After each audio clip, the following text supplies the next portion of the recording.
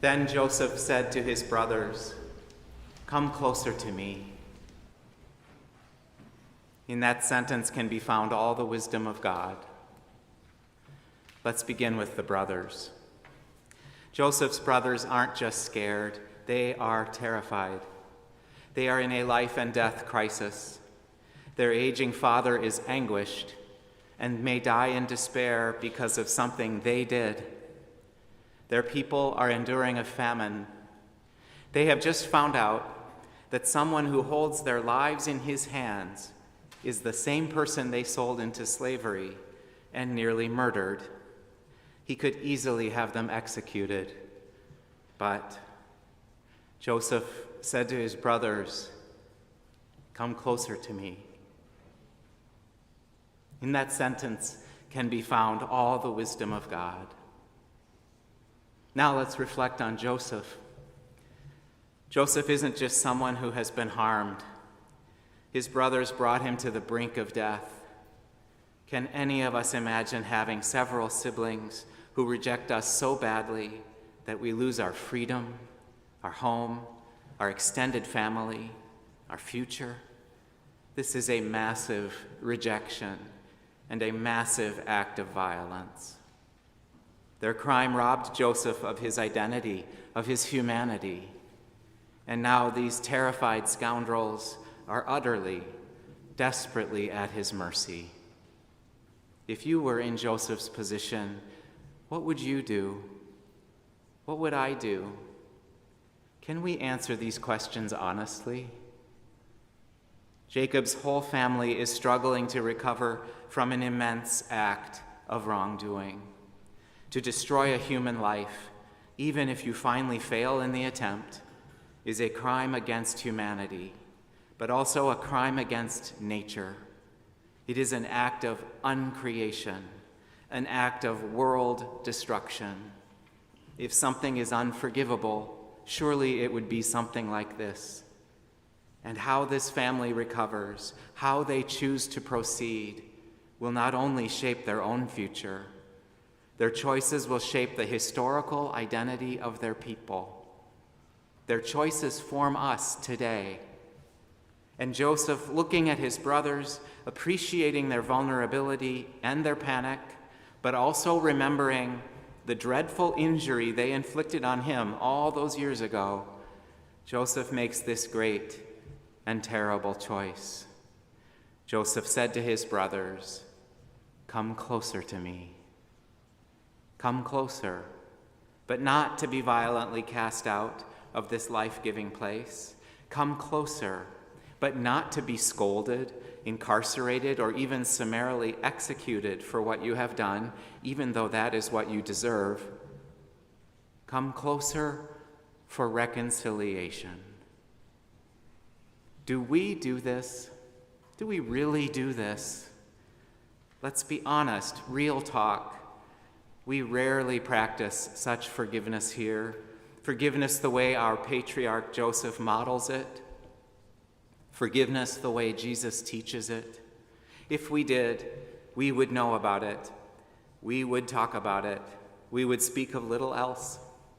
If we practiced forgiveness of this kind, our community on this urban street corner would be in the news. We would draw attention to ourselves.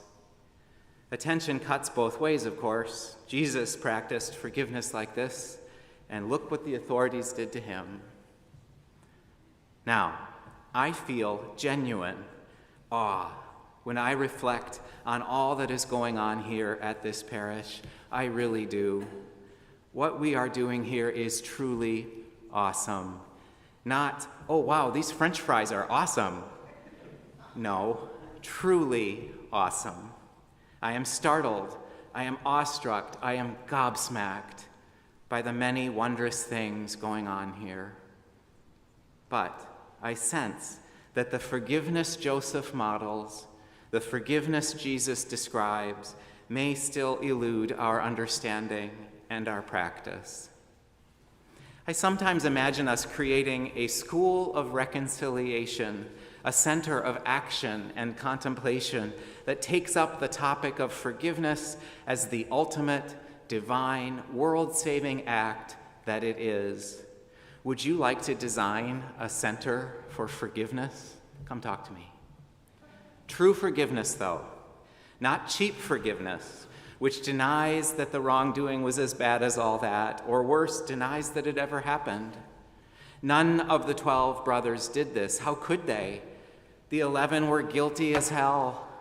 They all knew this. Their terror was quite rational. If Joseph just blew it off, if he said, "Hey, y'all, bygones, it's all good," that would not soothe their quaking hearts. Joseph would still retain immense power over them, the power of the wronged against the wrongdoers.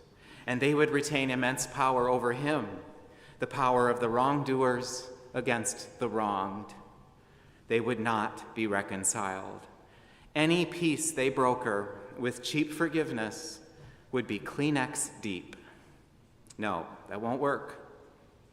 At our school of reconciliation, we would study the harder path, the severely harder path. Let's begin with Joseph. For Joseph to forgive his brothers, he needs to fully acknowledge to himself and consciously claim the truth of his trauma. And we find in this story that Joseph does just that. He weeps several times in the saga, and each time his weeping is more intense. At our school of reconciliation, we would then consider what Joseph needs from his brothers before offering them forgiveness. First, Joseph needs to know whether his brothers are ready and able to reconcile, ready and able to hold themselves accountable for what they have done.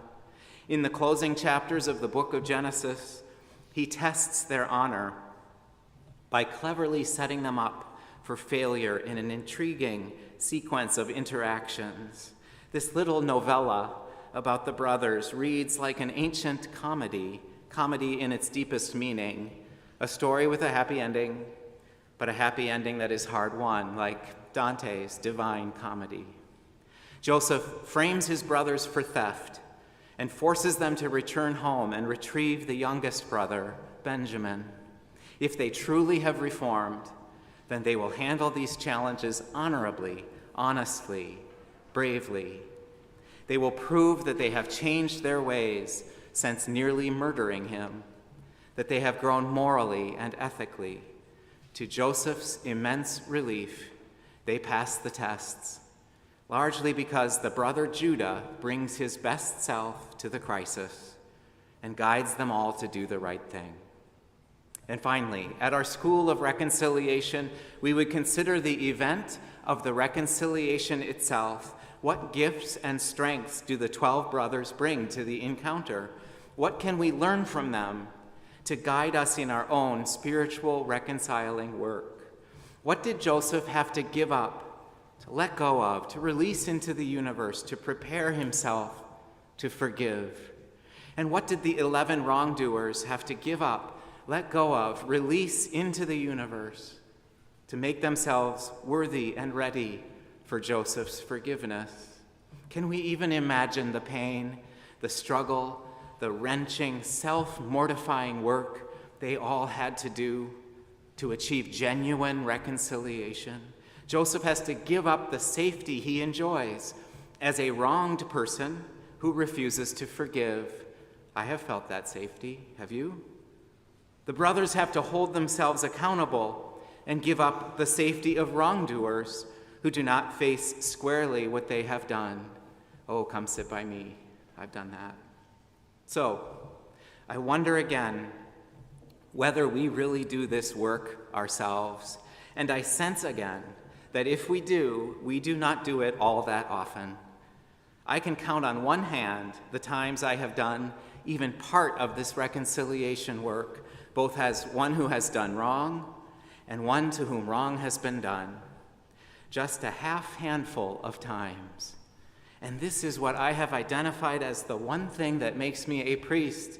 Reconciliation is my watchword. It's my jam. It is my deepest desire. Reconciliation is the one thing that gives ultimate meaning to my life. I have sat still in a chair while artists pierced my arms painfully to permanently tattoo on my body stories of reconciliation. This, just this, is what I want most. Yet I've done it only a half handful of times, and I believe my story is commonplace. Forgiveness is profoundly complicated. People feel genuine, well-founded fears about it. We do not want to excuse bad behavior. We do not want to deny or paper over what happened. Cheap forgiveness truly is an atrocity, an atrocious act of injustice. It was complicated, therefore, when people offered forgiveness to a white man who attended a Bible study at Mother Emanuel AME Church in Charleston, South Carolina, one evening in June 2015. He participated in the Bible study, then stood up and opened fire, killing 9 people. He was not sorry. He remains not sorry.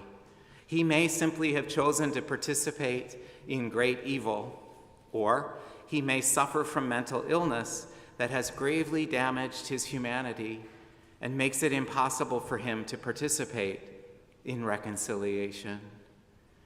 But some of the family members of the victims offered their forgiveness nonetheless, even while the shooter defiantly held to his evil beliefs. This is what these family members did. The families of the victims at Mother Emanuel AME Church said to the shooter, "Come closer to us." In that sentence can be found all the wisdom of God. But are we so sure about that? The civil rights activist Millicent Brown said that this act of quick forgiveness, this rush to rise above and respond to an act of evil by seeking pardon for the perpetrator, this is not necessarily an uncomplicated, awesome, good deed. We are the result of, and in some ways, we still operate like a plantation, Millicent Brown said, voicing a concern that Black folks in that community are problematically eager to reassure their white neighbors that they are not a threat. At one of the funerals, AME Bishop John Bryant spoke movingly about love defeating hatred, and he declared that the shooter wanted to start a race war, but he came to the wrong place. Thunderous applause. But Millicent Brown made a strong counterpoint. Anger at this kind of mayhem is a normal and natural reaction, she said. I am extremely resentful of what is going on in our community. So this is wrenching, hard work. Most everyone here has been wronged. You have been injured. You know how hard it will be, how much faith you will need, how much power from God you must receive to even begin this work, to even begin to discern whether the forgiveness you are contemplating will lead to justice or outrageously minimize or even excuse wrongdoing. And most everyone here is guilty of something. You have hurt someone. You know how hard it will be, how much faith you will need, how much power from God you must receive to even begin this work, to even begin to discern whether you truly seek reconciliation or whether you just want to get off the hook. Often one or the other person or community will be unwilling or unable to do this work, no matter which side that they're on, whether they are one of the 11 wrongdoers or the injured Joseph. And it's usually hard to tell whether a person or community's motives are pure, or it's easy to tell that they aren't. Sometimes God simply helps us to survive trauma, even when the reconciliation is not or should not be part of the story. But we Christians can get better at all of this with God's help, and we heard some encouraging good news today.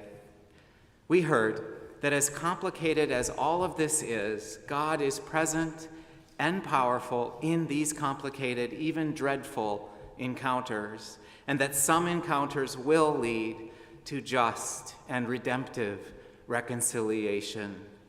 Here are two life-saving, world-changing, awesome, resurrecting sentences we hear from Holy Scripture on this glad morning.